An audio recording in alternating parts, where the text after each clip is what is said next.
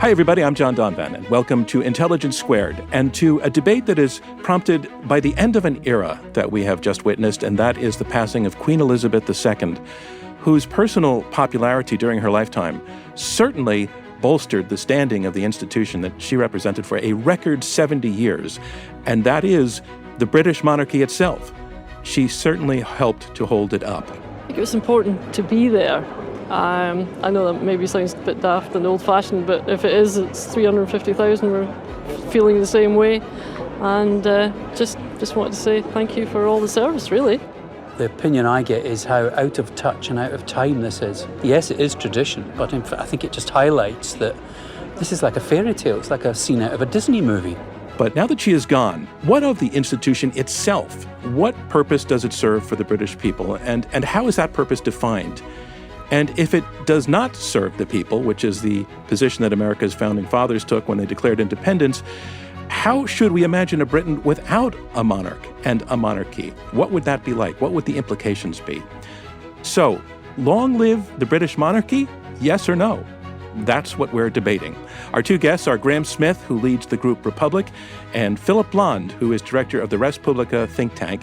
And though their organizations have nearly identical names, these two British writers and thinkers will be answering our question from opposite sides. Graham and Philip, thanks so much for joining us on Intelligence Squared. Thank you. Great pleasure. So just so we know which side of the argument each of you will be coming from, I want to go first to you, Graham. And as I voice this sentiment again, long live the British monarchy, do you say yes or no to that sentiment? No, very simply because it's wrong in principle, wrong in practice, and bad for Britain's politics. Okay, thank you. So that tells us, Philip, which side you're going to be on. This is a binary situation, but just for the record, again, long live the British monarchy. Are you yes or no? Oh, a strong yes, because it's right in principle and better in practice. Okay, thank you, gentlemen. Now we know which sides you're coming from on this argument. But Graham, I want to go back to you first to give you a few minutes, since you're taking the no side, which is actually more disruptive to the status quo. Let's have you go first and tell us, why are you a no on the question? Well, I mean, it's wrong in principle because we are Democrats. We believe in equality, the rule of law, accountability, and so on. It is quite obviously undemocratic to allow someone to inherit public office, which is what this is. I mean, the king is our head of state. That is a part of our constitution, and it is an affront to democratic values to allow someone to inherit that, and all of the assumptions that underpin that inheritance, such as certain people being born into higher status than the rest of us. It's wrong in practice, and what I mean by that is the institution itself is not fit for purpose. In the UK, we have a formalised set of standards for those in public life, and the monarchy falls well short on all of those standards, such as accountability, transparency, and so on.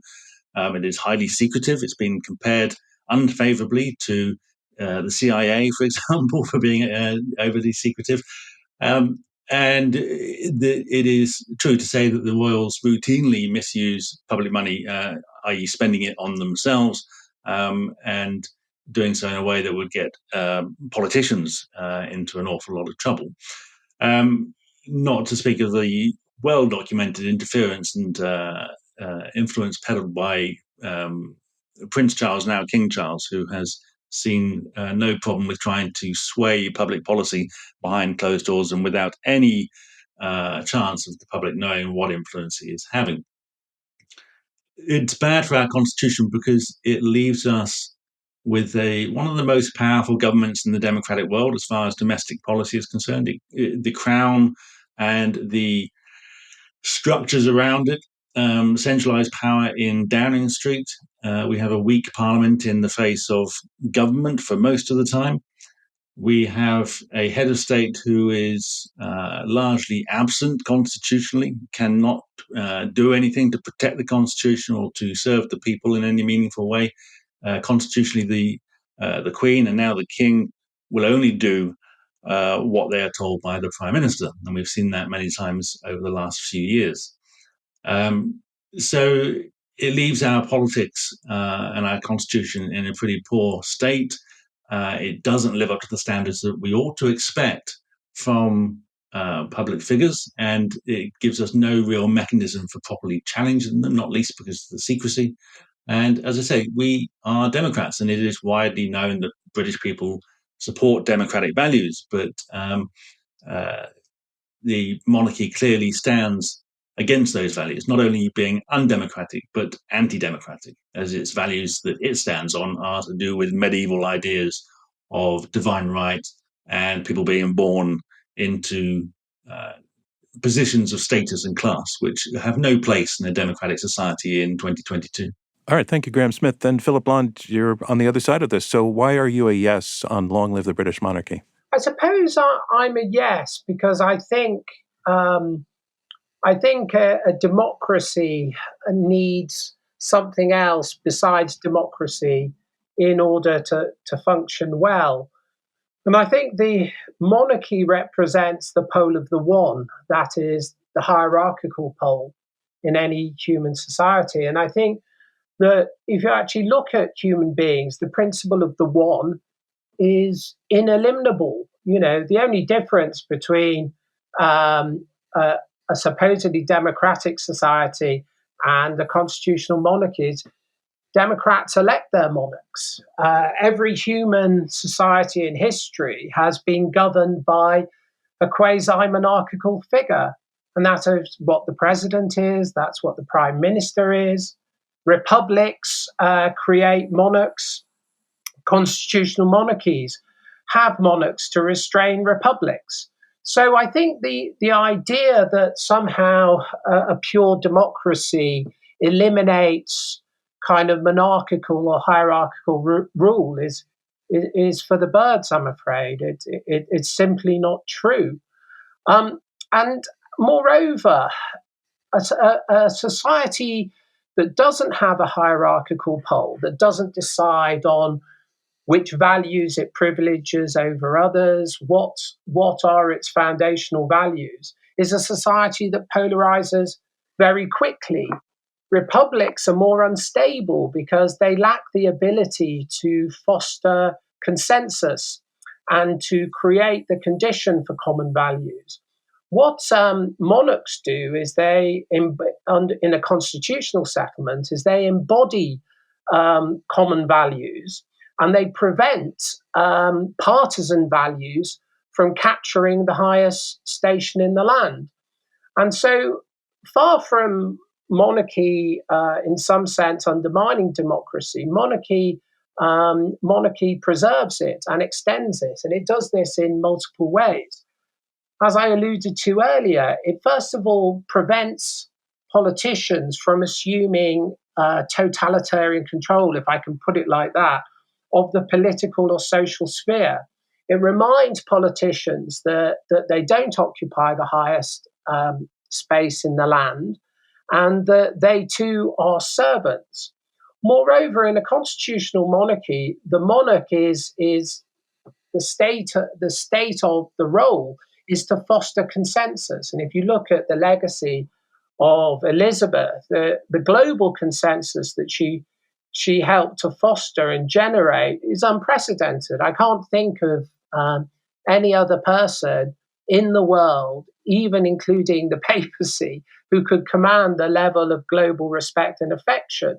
We're not just Commonwealth countries declared mourning, but Cuba as well, and Brazil, official days of mourning. So I think that what we're actually seeing is that in a world where we're rapidly polarizing into deeply aggressive opposing camps, and America being a prime example of this, what actually republics and democracy misses is somebody who can foster consensus in hugely divided societies.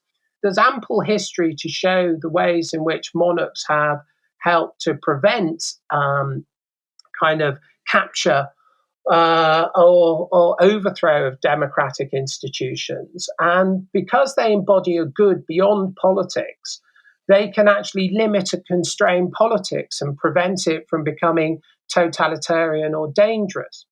And what I think we're seeing with the British monarchy is clearly the good that people see.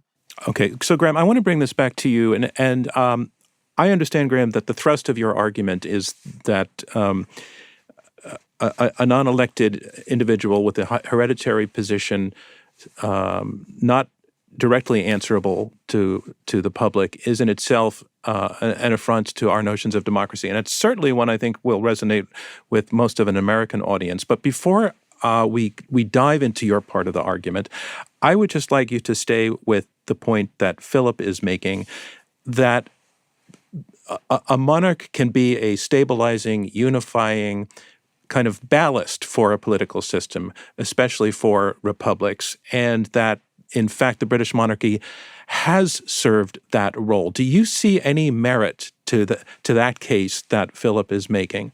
No, and with the greatest respect to Philip, he speaks in these grand theoretical terms, and the theory that he espouses has no bearing on the reality of monarchy at all. I mean, the notion that monarchs defend democracies from totalitarianism is simply untrue, and it is one of the most pernicious myths about the monarchy.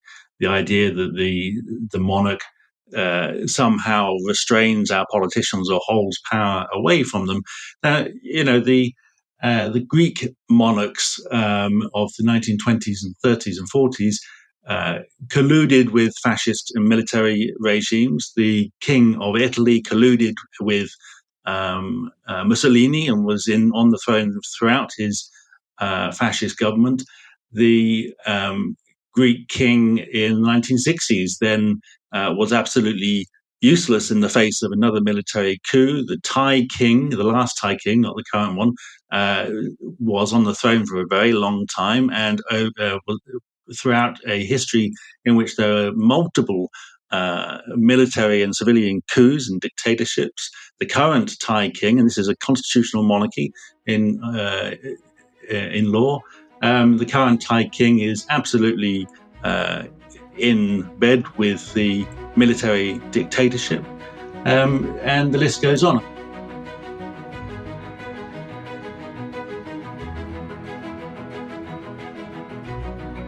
More from Intelligence Squared US when we return.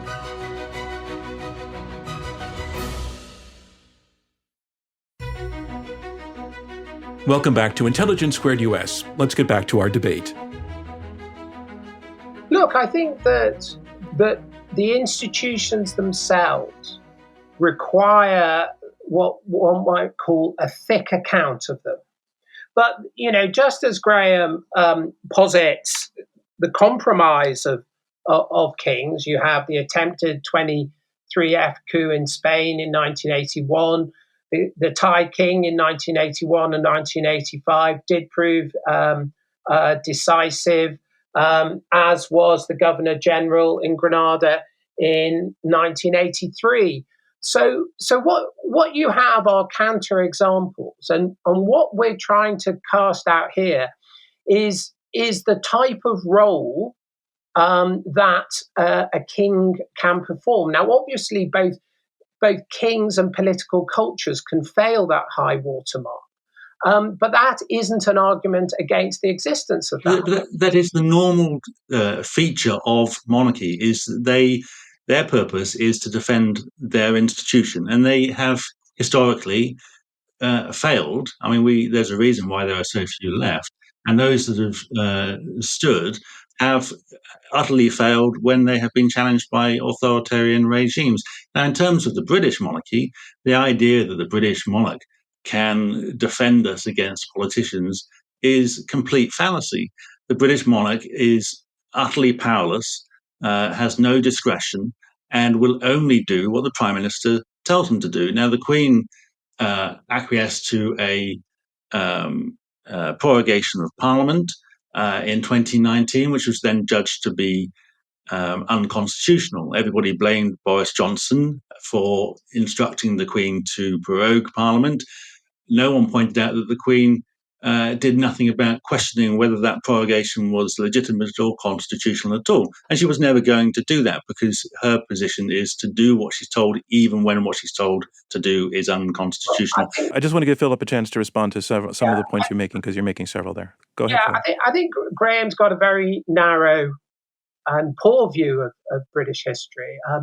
Throughout British history, what we see are examples of the king siding with, for instance, the peasantry. If you go into the House of Parliament, you see something called the Star Chamber, which was convened by the monarch to stop the rapacious capture of common land by the aristocracy, and the peasantry and the king were allied, and often peasants in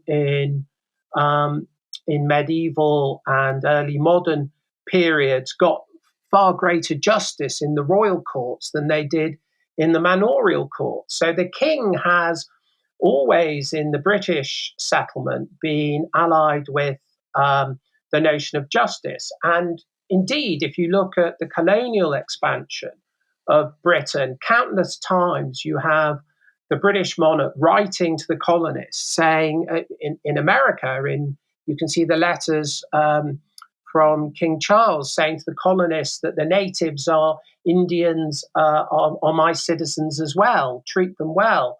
And you see this replicated throughout British history in Rhodesia, where Cecil Rhodes invaded Matabeleland, in Australia, that the express royal claims were made that the natives were also subject of the monarch. So you have throughout British history the monarchs trying, and in some cases succeeding, to exercise power for the general good. I find it quite extraordinary that it is argued a positive that a monarch in England might assert that people in indigenous cultures in America are subject to their authority. That is not a good thing. Now, the notion that the monarchs are on the side of the little people, if you like, is perverse. I mean, they have used violence and torture and imprisonment for centuries to impose their power. And since James I, they were right the way through to when the slavery was abolished. They were very active participants in the slave trade and made a lot of money from it, including the future King William standing in the Lords and arguing against its abolition. But, the debate now isn't about what kings might have done in 1500 and something. It's about what the monarchy does now. And now, as a democracy, we have a head of state who only does what the head of government tells them to do. And therefore, we lack any checks and balances. All right. Let me jump in and take that point to you, Philip. I want to bring to you the point that Graham is making, that the British monarchs in contemporary British monarchs don't really have a great deal of impact on the democratic process. Because they don't have a great deal of authority to intervene.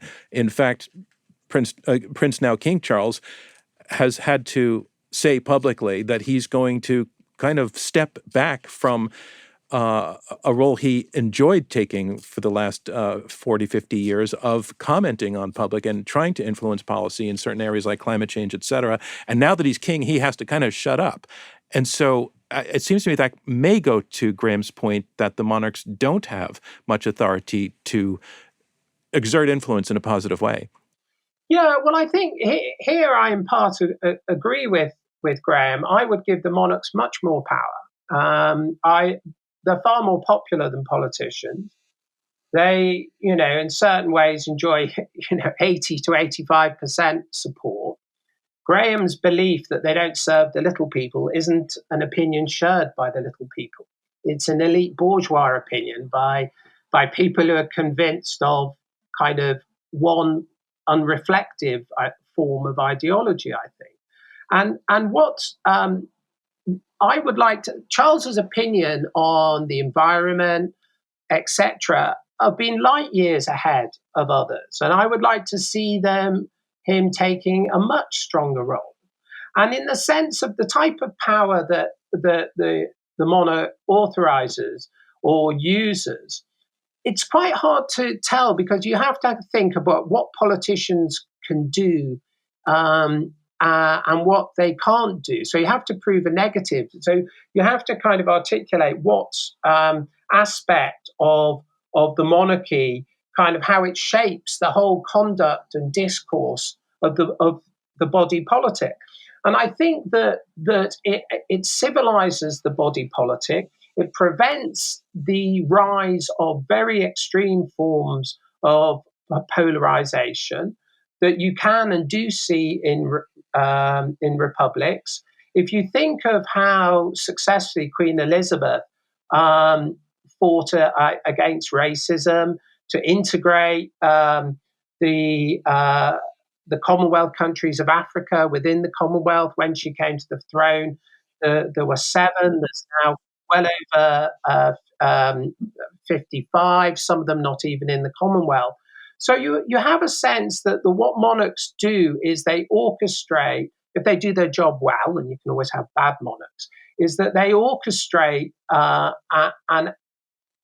form of behavior and a context that helps preserve civilization.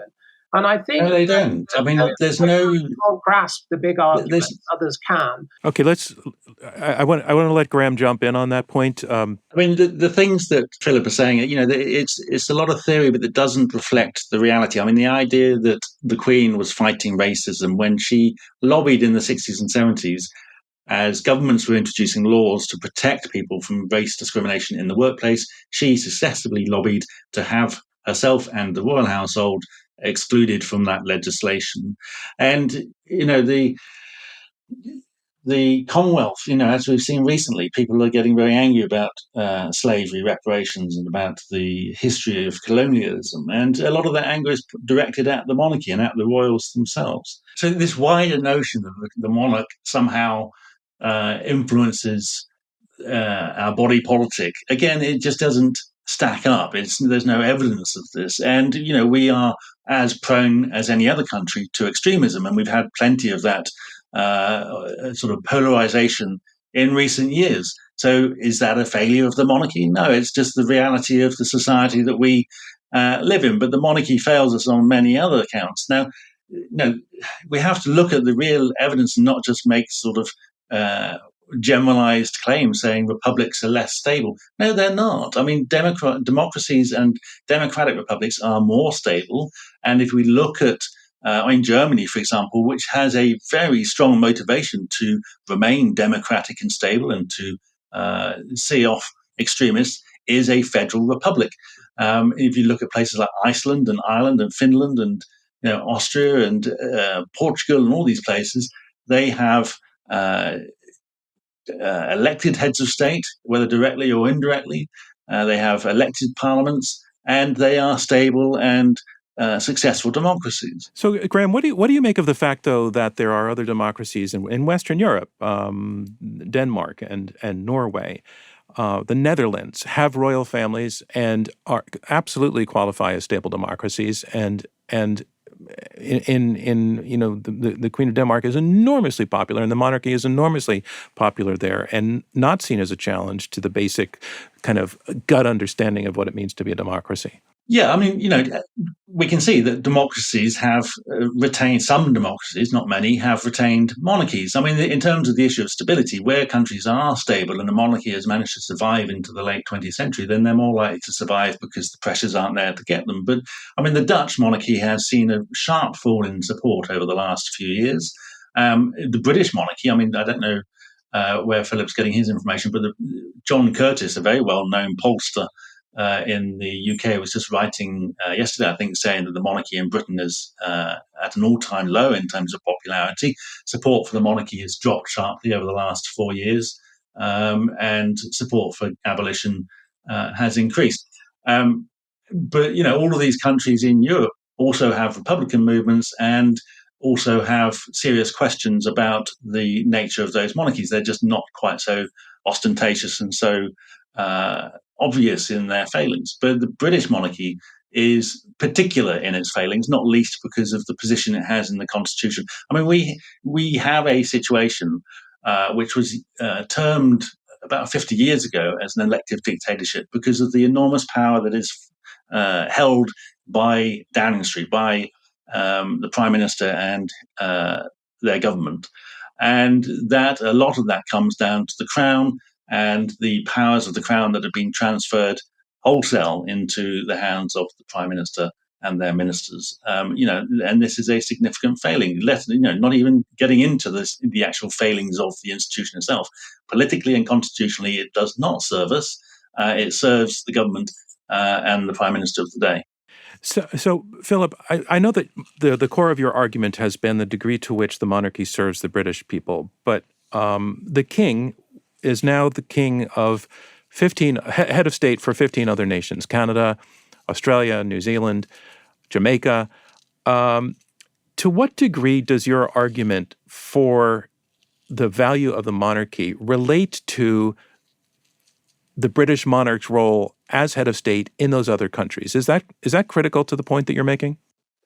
I think that what's happening is that as societies polarize, particularly in the West, and fragment and increasingly become conflictual, that the need for a politics and polity that speaks to the general welfare and the general good, that is free of ideology, that is free of politics, becomes ever more pressing.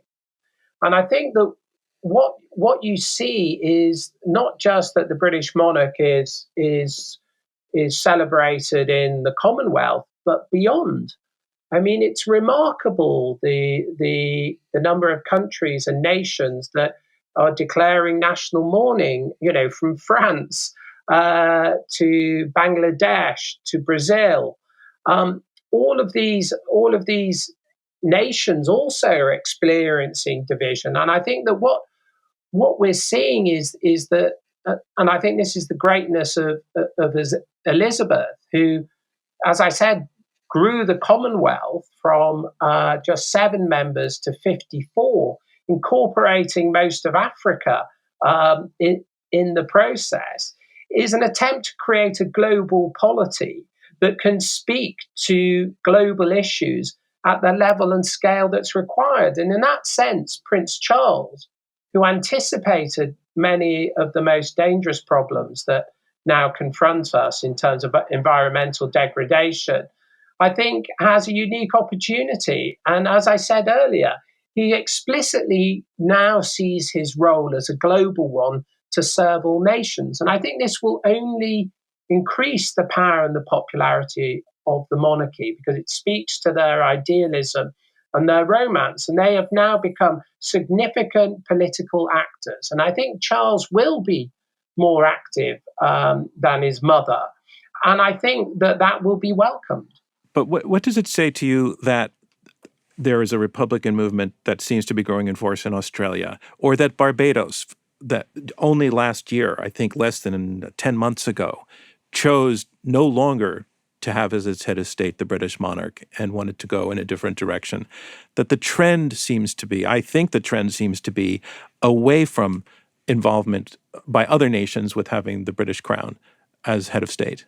It depends where you put your line on the graph, doesn't it? Because you'd have trouble saying that now. And what monarchy has done is evolved into the Commonwealth, and we now have members of the Commonwealth who were never colonized by the British. Mozambique and Rwanda have joined, and I think it will expand yet further. And so I suspect that, of course, there will be Republican movements, and they will wax and wane. But I think that if you went back to 1900 and you spoke about the almost global popularity of the British monarchy, people would be very surprised. In terms of the longue durée, I don't think globally the British monarchy has ever exercised such power, symbolic and cultural power, as they do now.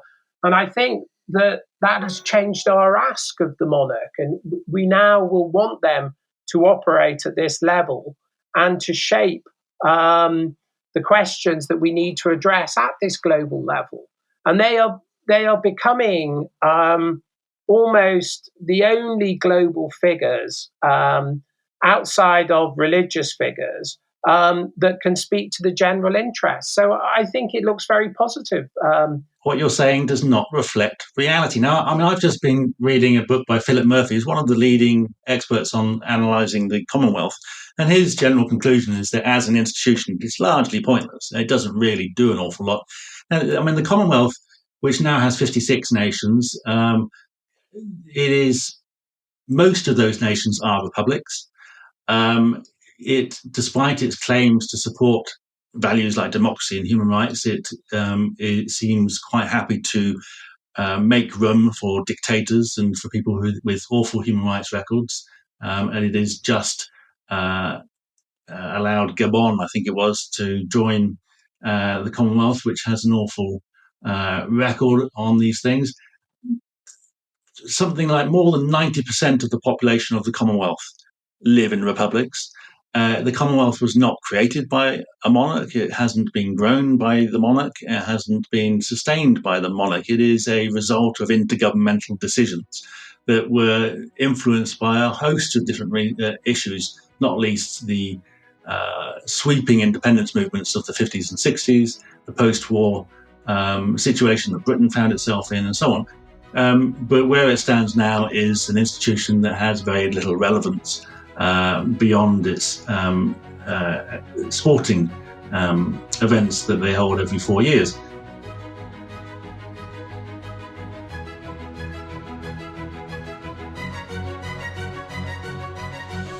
I'm John Donvan. This is Intelligence Squared US. We'll hear more from our debaters right after this.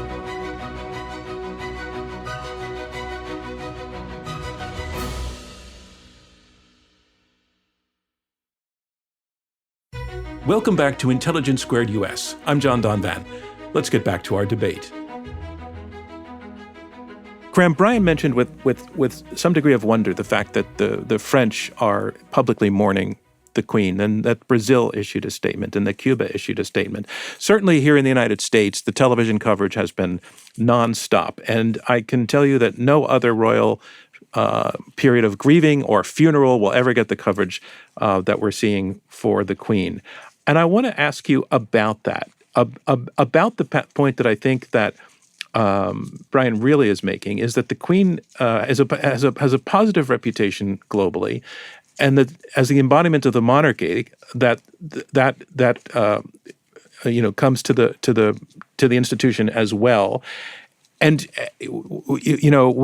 we all know as Americans that the British royal family is actually a great tourist attraction, and that it tells a positive story that draws a lot of positive attention. And I would like you to take that on and tell us what's going on with all of that. What is that about? Well, in terms of countries declaring mourning periods and so on, that is about diplomacy on the whole. And it is about the fact that the Queen particularly is someone who's been around a very long time, who people don't really know and therefore project all sorts of things onto her and believe all sorts of things about the sort of person she is. And she has become a figure who sort of has become more myth than reality, if you like. And so, she does loom large in people's imaginations. But that is what part of the problem that the monarchy now faces, because for most people, the Queen was the monarchy, and the monarchy was the Queen. That does not transfer to Charles, and that won't happen when Charles dies. But beyond that, it isn't true that the monarchy is good for tourism. That simply isn't the case. There is no evidence for that whatsoever. We've done the research. We've spoken to Visit Britain, the leading tourist agency in the country. It makes absolutely no difference to our economy whatsoever. Yes, the monarchy attracts media attention. That is not global. It certainly within the English-speaking language, countries it gets a lot of attention, and certainly to some extent elsewhere. But it isn't the global phenomenon that Philip seems to think it is. So these things are overplayed and overstated quite widely, and to whatever extent they are overplayed and overstated, that's with the Queen. that is not going to be replicated with Charles, who people don't know that well and have all sorts of good reasons not to respect or to like or to look up to. And Philip, do you think that King Charles may prove a liability compared to his mother?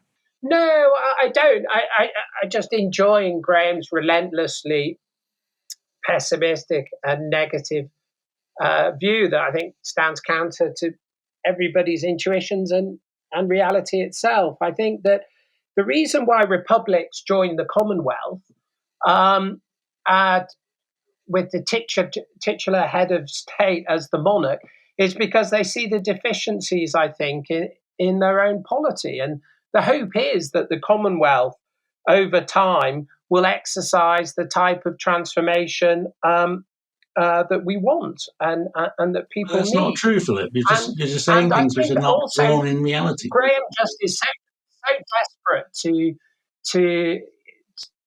to impugn the monarchs that he's saying clearly contradictory things. You know, the monarch's been the Queen Elizabeth was around for a long time, therefore people don't know her well.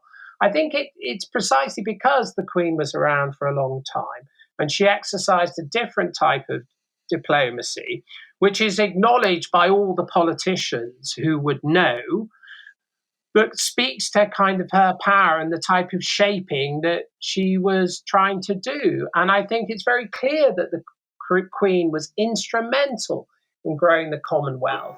Nobody who's involved with the Commonwealth would think otherwise. So I think that on the positive side of the copybook, if you will, is very strong and very evident, and the popular support is there. I suspect Charles will be more successful than people imagine, quite simply because he will be an idealistic and romantic, non-partisan voice for what most people think. And I think he will help to restore the notion of consensus to other polities where it's sadly absent. Graham, imagine for me, for all of us, what Britain will look like without a monarchy. Well, what the proposition is, which has been proven to work many times elsewhere, is a parliamentary democracy, which is stronger and more democratic and more accountable, where you still have a prime minister, you still have two houses of parliament, or you would get rid of the House of Lords, which is a whole other farce, and you would have a fully elected parliament in which the people can be properly represented. And you would have a constitution which limits the power of parliament and government, and you would have an elected head of state who would not be running the government or making political decisions, but would play that symbolic role. What would you call that head of state? Would you have a president? Yes, president. I mean, this is the common terminology. I mean, if you see the presidents of Ireland, for example, they have been exemplary. Michael D. Higgins is a fantastic head of state. Mary McAleese and Mary Robinson before him were both hugely popular, and their poll ratings are right up there alongside the Queen's. Charles's, of course, is far lower than the Queen's, as we've seen just today. Presidents of Iceland have been exceptional as well. Vigdis Finnbogadóttir, the first woman ever to be elected a head of state in the world in 1980, enjoyed a long period in office in Iceland. We also have excellent heads of state in Germany and Finland and elsewhere. And these people are elected.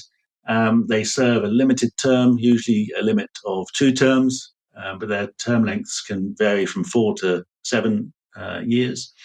And they have some limited constitutional power, so they can actually act as a check and balance to guard the Constitution and to defend the country against politicians who may wish to breach the Constitution. Philip, I'd like to ask you the same question. What would Britain be without a monarchy? It would be denuded of its specific gift to the world, which is, I think, as George Orwell put it, a shared and embodied notion of common decency. It would be stripped of the ability to foster consensus and so secure the democratic polity and and extend equity to all. We know that we're in a democratic recession. Democracies are receding across the globe. Democracy by itself is not enough to sustain democracy.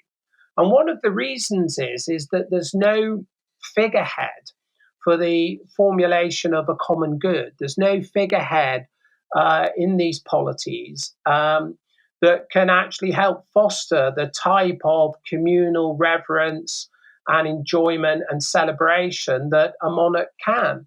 And monarchs, I think, in a constitutional settlement, demonstrate that they can help secure democracy against the partisan forces.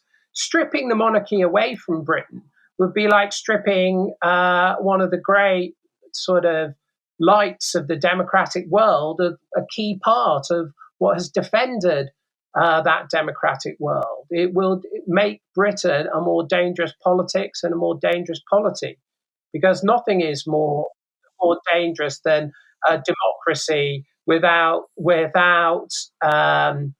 direction from a more shared communal sense of values, as contemporary America makes explicitly clear. Britain is one of the most unequal societies in the democratic world. We have one of the most dysfunctional and centralized constitutions in the world, which gives us one of the most powerful and unchecked governments in the world. The idea that democracy is somehow sliding backwards because there aren't monarchs around is utterly bizarre, and it just isn't again attached at all to reality. The monarchy is the institution that centralizes power, that enables the politicians to do whatever they like with very few checks and balances in place. And the monarchy itself, as an institution, the idea that it is somehow noble and gifted or equitable or anything like that. I mean, this is an institution that demands secrecy, deference. It demands public money to be spent on themselves. It protects someone like Prince Andrew, who is facing serious accusations. It allows someone like Charles to receive huge bags of €3 million in cash from someone who has allegedly had connections with Al Qaeda. It protects him from proper police investigation when there is evidence that he was trading honours for donations. This is not a good institution of good people, and we can all dream up fantasies about, some benign monarch guiding us all as if we're all children needing guiding. But the people and cultures and politics flourishes when we are free to make our own decisions, stand on our own 2 feet, and to control our own institutions and have those institutions represent the values to which we actually believe in, and not to be patronized by this weird feudal institution which is only there to support power of the few. Graham, did you have a time in your life, maybe childhood or later, when you were supportive of the monarchy and excited by them? And did you have a kind of, Saul on the road to Damascus conversion point? No, I've always looked at it and thought it's absurd. I mean, I took an interest in politics as a teenager, and I always thought it was absurd then. On a very basic level, I remember just thinking, well, why would we do that when we can just allow people to choose someone? And the older I got, I looked at the institution, I looked at what other people do. If you look at what we've just gone through with the accession, where Charles, just without any consent, without any discussion or debate, he just takes the job for no reason. He's not qualified for it. This idea that he's unifying or non-partisan. I mean, his environmentalism is built on a mountain of hypocrisy and eccentric ideas. He just took that role, believing that he was owed it because his mother had it. You look back to the last presidential election in Ireland in 2011, they had a number of candidates. More than one of them was eminently suitable to be president. the Irish people had an opportunity to discuss what sort of country they were and how they wanted that represented. But let me break in. You're saying that King Charles was undeserving, that this was a gross act of nepotism, if anything. And I want to take that back to Philip. The notion that because it's hereditary, King Charles had to basically do nothing but keep breathing to get this role, and that he doesn't actually deserve it. I don't know how widespread an opinion that is in the UK, but I'd like you to take on the question, Philip. Yeah, I mean, Graham has a touching faith in empty formalism, when the reality is that democracy, since indexes, the Bertelsmann Transformation Index has shown the worst results this last year for democracy. Democracies are failing across the globe, and they normally fail because of a fragmentation, internal values, or actual civil war, where people can't foster common goods, and then one side or the other takes over and essentially suspends the other side and suspends democracy. Why I think the hereditary principle is also a legitimate principle. I mean, let's try and apply this to children. Why should children be looked after by their parents if it's just an accident of birth? Let's take children from their parents and ensure equity of treatment in special children's camps. And that, of course, was the ideology of communism. I mean, this is getting into weird realms now, Philip. I mean, but I think what Graham is saying is that being the Queen's son does not qualify. It certifies him for the role, but does not qualify him for the role of leadership. Well, I think it does qualify him, because what we have is a different account of formation and performance. What we have is the idea that there is a station you will occupy, and that station disciplines and shapes people such that they can perform their duties. And what's interesting is, so powerful is that station that generally speaking, we've been very lucky with our monarchs. And it's just like with our unwritten constitution. A written constitution doesn't guarantee you anything. In fact, written constitutions normally don't work. They can be subverted. So you weren't able in America, I'm not taking a position on this, to kind of remove Donald Trump. But in Britain's unwritten constitution, they were able to remove Boris Johnson. Far more effective than the formal is the informal, which is based upon character, tradition, and notions of how one ought to behave.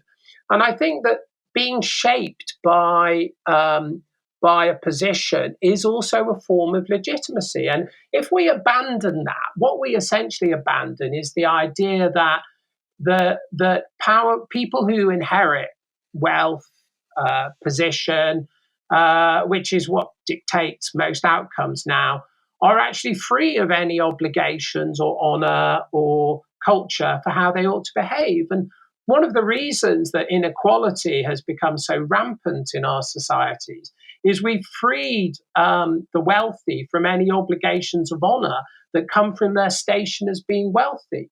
What we really should do is expand the notion that adheres to the hereditary principle to other outcomes that also derive from a similar principle, like inherited wealth, and reintroduce the notion of responsibility and duty. And I think that's what people responded to Queen Elizabeth so strongly for, was her notion of service. And actually, the notion of service is incumbent upon many positions in our society, the army and the armed services being but one example. And this does wonders for human beings. So the very last thing we want to do is remove the idea that your station can shape you. All right, not surprisingly, the two of you disagree up to the end, but I want to thank you both for taking part in the conversation and doing so respectfully and civilly. So Philip Blond and Graham Smith, thank you so much for joining us at Intelligence Squared. Thank you. Thank you. And the conversation you just heard, everybody, perfectly captures why we do this. You know that the way that discourse is taking place in our culture these days is pretty broken. And that's why it's so unusual, but also refreshing to hear two people who disagree actually be able to have a rational and civil conversation that sheds light. And we know from so many of you that's exactly why you listen to our debates, and why I would like to remind you that as you turn to us for that, we turn to you for support. We're a nonprofit, and it's contributions from listeners like you that keep us going. So please consider sending us $1 or $2 or 10 or 50, whatever works, and that'll give you a stake in what we're doing here every week, and it means we'll be here every week, this week, next week, and beyond. Thank you, everybody, for listening. I'm John Donvan, and we'll see you next time. Thank you for tuning into this episode of Intelligence Squared, made possible by a generous grant from the Laura and Gary Lauder Venture Philanthropy Fund. As a nonprofit, our work to combat extreme polarization through civil and respectful debate is generously funded by listeners like you, the Rosencrantz Foundation, and friends of Intelligence Squared. Robert Rosencrantz is our chairman, Clea Connor is CEO, David Ariosto is head of editorial, Julia Melfi, Shea O'Mara, and Marlette Sandoval are our producers. Damon Whittemore is our radio producer, and I'm your host, John Donvan. We'll see you next time.